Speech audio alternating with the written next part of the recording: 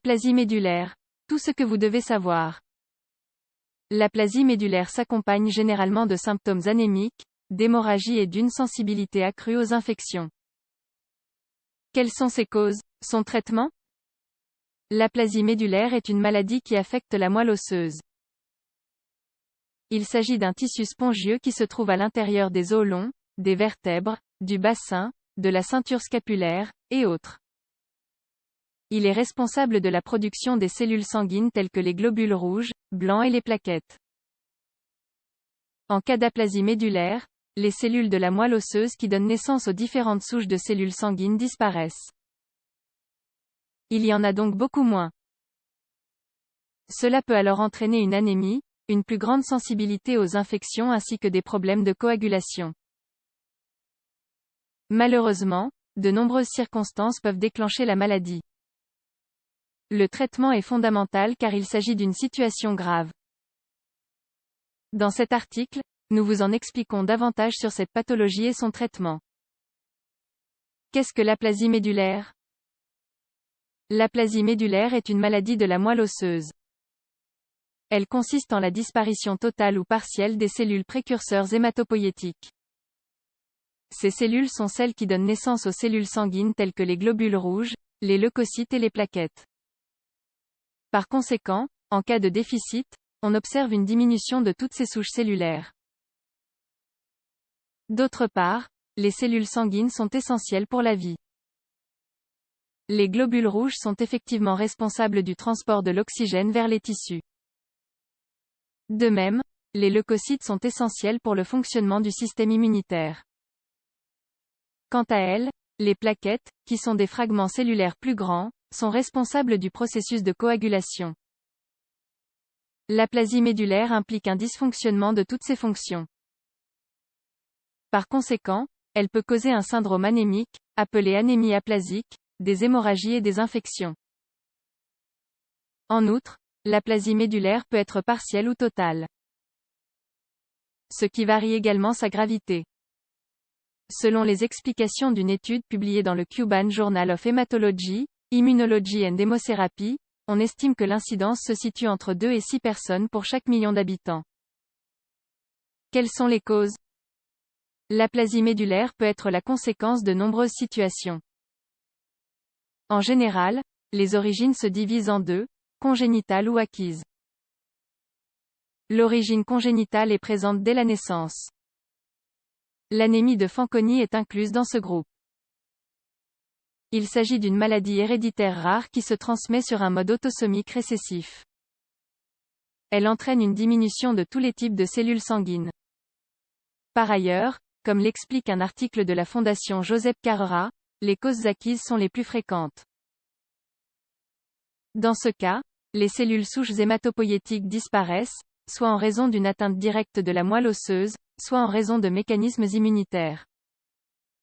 Dans presque 80% des cas, il est impossible d'identifier la cause de l'aplasie. C'est pourquoi on dit qu'il s'agit d'une forme idiopathique. Voici quelques-unes des étiologies habituellement identifiées. Médicaments ou agents chimiques, pesticides ou benzène. Infection virale, hépatite, virus de l'immunodéficience humaine, virus de Epstein-Barr et cytomégalovirus. Traitement de radiothérapie et de chimiothérapie, généralement temporaire. Symptômes de l'aplasie médulaire. Comme nous l'avons souligné au début, l'aplasie médulaire peut être partielle ou totale. Dans le cas d'une aplasie partielle, il y a encore une petite production de cellules sanguines.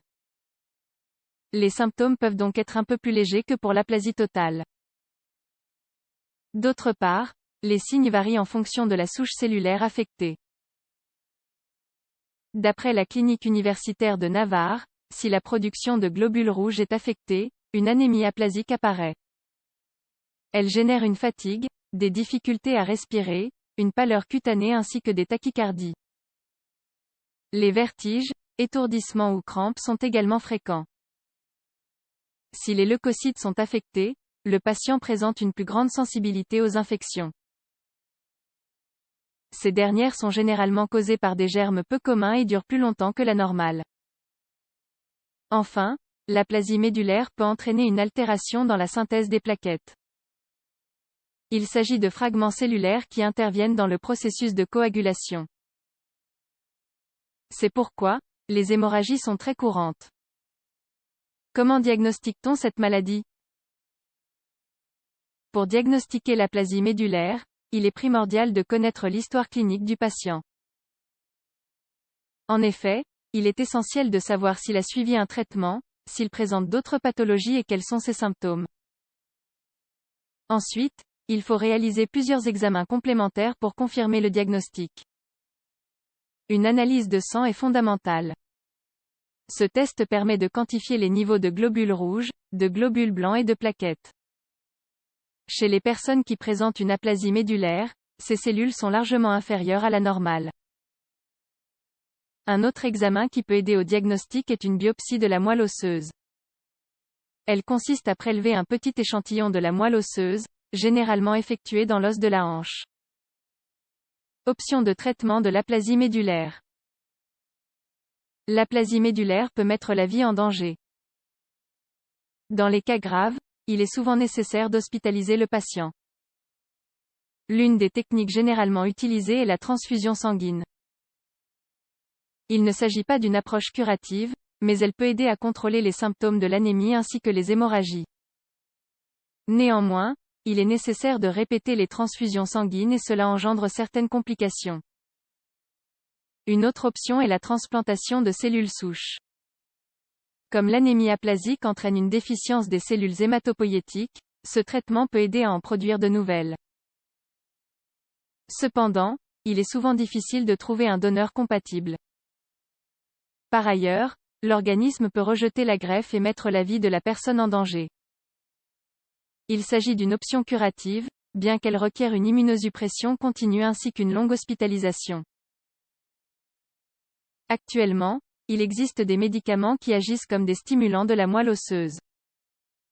Par exemple, le filgrastim. Ces médicaments sont couramment associés à des immunosuppresseurs tels que la cyclosporine. Les immunosuppresseurs sont utiles si la cause de l'aplasie médulaire est une altération du système immunitaire. Ils contribuent également au maintien du patient jusqu'à ce qu'une greffe de la moelle osseuse soit possible. L'anémie aplasique est rare, mais très grave. L'anémie aplasique est une maladie grave qui cause la diminution des cellules sanguines. De nombreuses causes peuvent être à l'origine de cette pathologie. Néanmoins, chez la majorité des patients, on ne parvient pas à trouver la raison exacte. Le problème c'est que ces personnes peuvent souffrir d'anémie sévère, de troubles de la coagulation et d'infections fréquents prolongés. Il est donc indispensable de mettre en place un traitement le plus rapidement possible.